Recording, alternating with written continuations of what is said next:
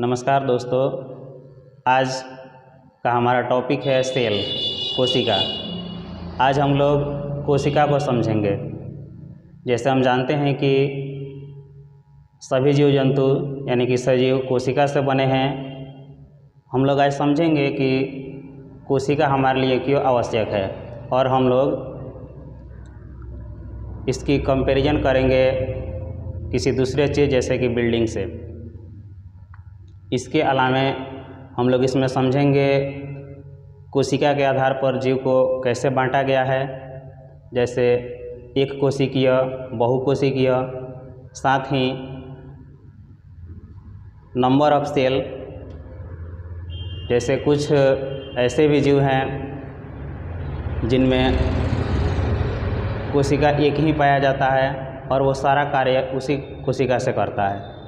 कुछ ऐसे जीव होते हैं जिनमें बहुत सारी कोशिकाएं पाई जाती हैं और उनमें वर्क यानी कि कार्य बांट दिया जाता है।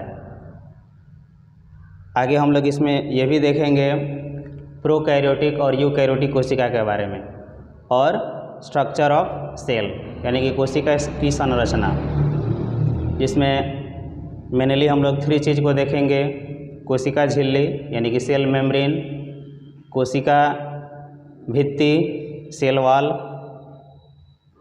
न्यूक्लियस केंद्रक और साइटोप्लाज्म कोशिका द्रव्य। So let's begin the topic cell.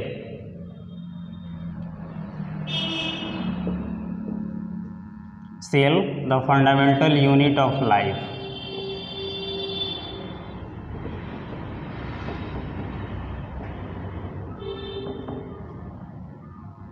सभी सजीव सेल से यानी कि कोशिका से बने हैं, इसलिए कोशिका हमारे जीवन की मूलभूत इकाई है।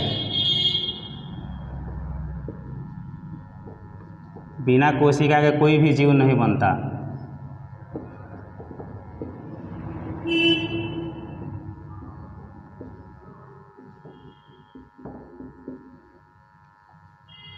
कोशिका जीवन की मूलभूत इकाई है।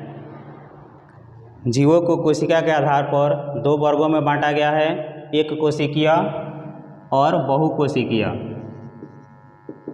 यूनिसेल्यूलर और मल्टीसेल्यूलर।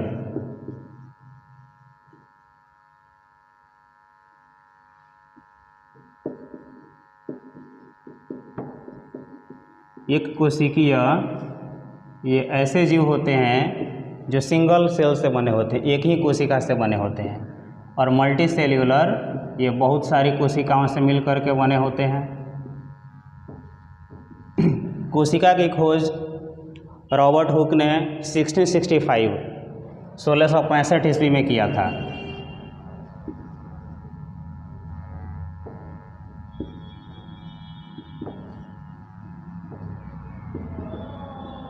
इन्होंने खुद से एक माइक्रोस्कोप बनाया था यानी कि सूक्ष्मदर्शी बनाया था और उसी सूक्ष्मदर्शी से इन्होंने मृत कोशिका को सबसे पहले देखा था।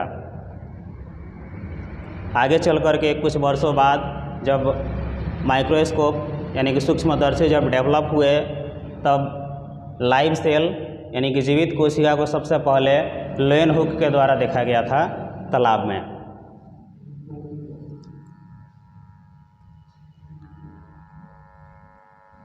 सो इसलिए हम कह सकते हैं जो सेल है कोशिका का अध्ययन साइटोलॉजी कहलाता है।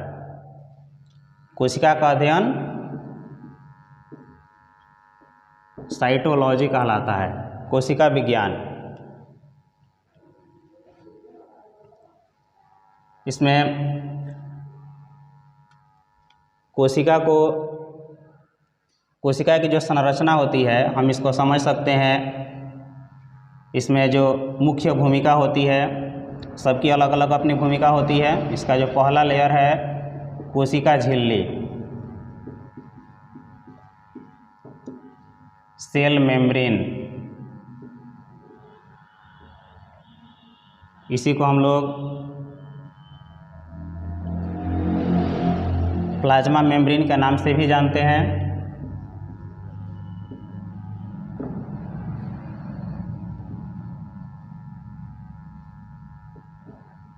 बीच वाला जो पार्ट होता है कोशिका द्रव्य,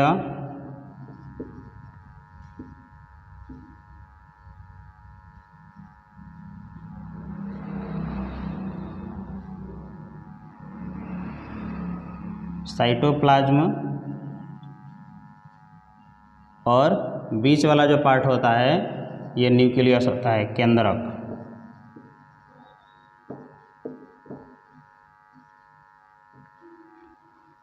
न्यूक्लियस यानी कि केंद्रक के बाहर भी एक परत पाई जाती है जिसे हम लोग न्यूक्लियर मेम्ब्रेन, केंद्रक झिल्ली कहते हैं।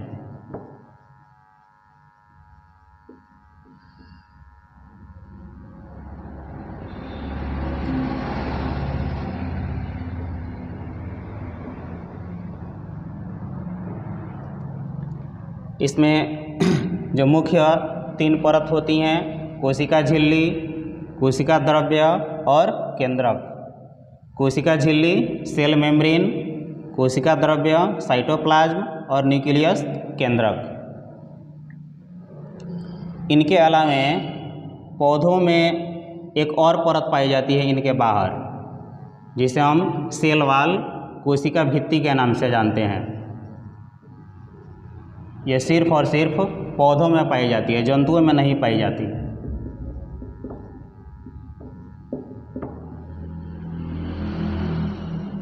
सेल वाल सिर्फ पौधों में पाई जाती है, जंतुओं में नहीं पाई जाती है। यह सेल वाल सेल्यूलोज का बना होता है, जो कि एक कॉम्प्लेक्स कार्बोहाइड्रेट है।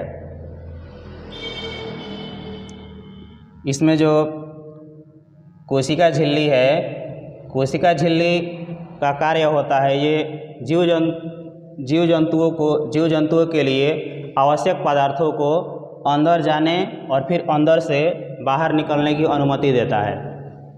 जैसे हमें ऑक्सीजन की आवश्यकता होती है, भोजन की आवश्यकता होती है, ये सभी कोशिका झिल्ली कोशिका के अंदर जाने के लिए अलाउ करता है।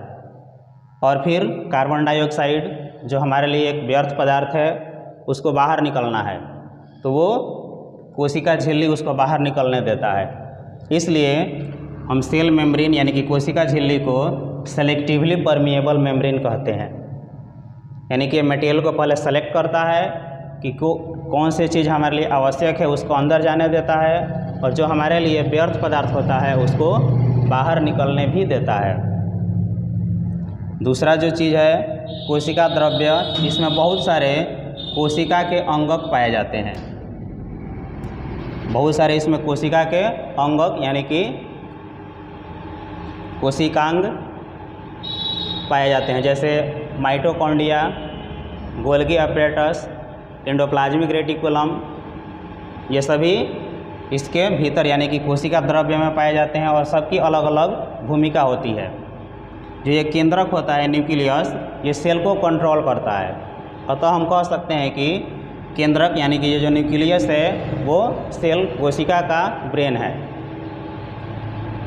केंद्रक की खोज रॉबर्ट ब्राउन ने किया था। और केंद्रक के बाहर भी एक परत होती है जिसे न्यूक्लियर मेम्ब्रेन कहते हैं। यह वैसे चीज़ों को अंदर जाने की अलाउ करता है जैसे जो कार्य कोशिका झिल्ली का होता है कोशिका में, वही कार्य केंद्रक के जस्ट बाहर जो परत पाई जाती हैं केंद्रक झिल्ली उसका होता है। यह भी जो केंद्रक के लिए आवश्यक है उसको अंदर जाने देता है और जो आवश्यक नहीं है उसको फिर वो बाहर निकलने देता है।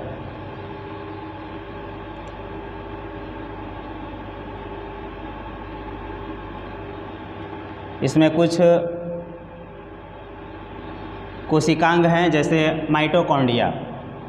माइटोकॉन्ड्रिया को एनर्जी गृह power house of the cell कहते हैं। ये यानी कि जो हमारे लिए हमारे बॉडी के लिए ऊर्जा की आवश्यकता होती है वो ऊर्जा माइटोकॉन्ड्रिया में ही बनती है सेलुलर रेस्पिरेशन के द्वारा।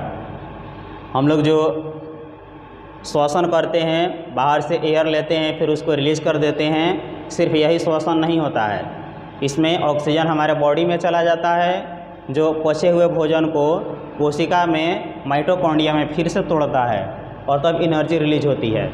जिसे हम सेलुलर रेस्पिरेशन के नाम से जानते हैं, और इसलिए माइटोकॉन्ड्रिया को power house of the cell भी कहा जाता है।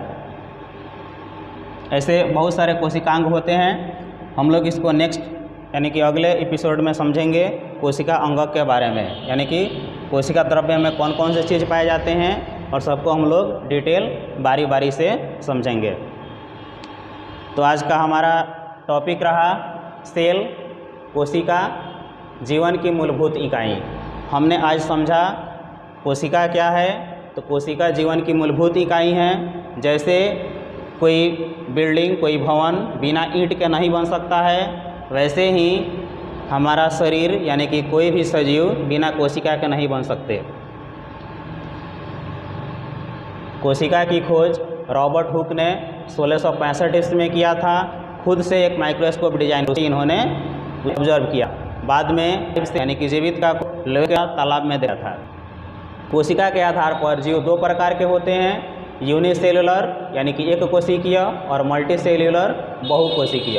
एक कोशिकीय जो जीव होते हैं यूनिसेलुलर, वो एक ही कोशिका से बने होते हैं, उनमें कोई और कोशिका नहीं पाई जाती, और उनके शरीर में जितने भी कार्य होते हैं, जैसे श्वसन का कार्य हो गया, भोजन लेना, उसका पाचन करना, एक्सक्रेशन, ट्रांसपोर्टेशन, ये सभी कार्य उस सिंगल कोशिका से, एक ही कोशिका से किया जाता है। जबकि मल्टीसेलुलर बहुकोशिकीय जीव में डिवीजन ऑफ लेबर यानी कि वर्क बांट दिए जाते हैं।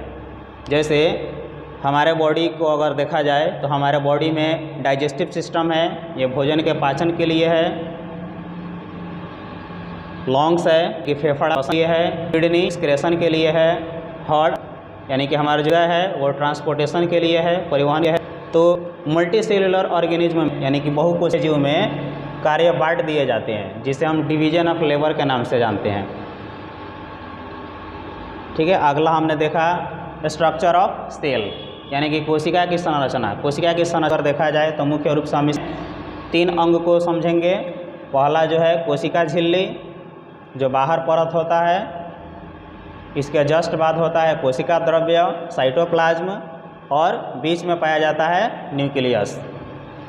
पौधों में कोशिका झिल्ली के बाहर भी एक परत होती है, क्योंकि पौधों की एक ही जगह पर रहना होता है और उनको हर चीज़ से यानी कि प्राकृतिक चीज़ों से बचने की आवश्यकता होती है।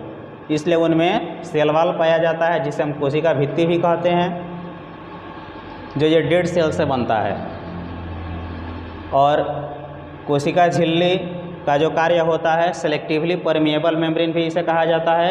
ये मटेरियल को पहले सेलेक्ट करता है कि कौन सी चीज़ हमारे लिए आवश्यक है। जो कोशिका के लिए आवश्यक होता है उसी को ये अंदर जाने देता है। जो आवश्यक नहीं है, जैसे हमने ऑक्सीजन का यूज़ किया और श्वसन के दौरान कार्बन डाइऑक्साइड में बदल गया, तो कार्बन डाइऑक्साइड को बॉडी से बाहर निकलना होगा, कोशिका से बाहर निकलना होगा, तो इसको निकलने में कोशिका झिल्ली मदद करता है। ठीक है। दूसरा जो है इसमें कोशिका द्रव्य। कोशिका द्रव्य में कोशिकांग पाए जाते हैं, सेल ऑर्गेनल पाए जाते हैं। जैसे माइटोकॉन्ड्रिया एक सेल ऑर्गेनल है, गोल्गी अपरेटस एक सेल ऑर्गेनल है, एंडोप्लाज्मिक रेटिकुलम भी सेल ऑर्गेनल है। ऐसे ही बहुत सारे सेल ऑर्गेनल कोशिका द्रव्य में पाए जाते हैं। तीसरा जो इसका अंग है कोशिका का, वो न्यूक्लियस है।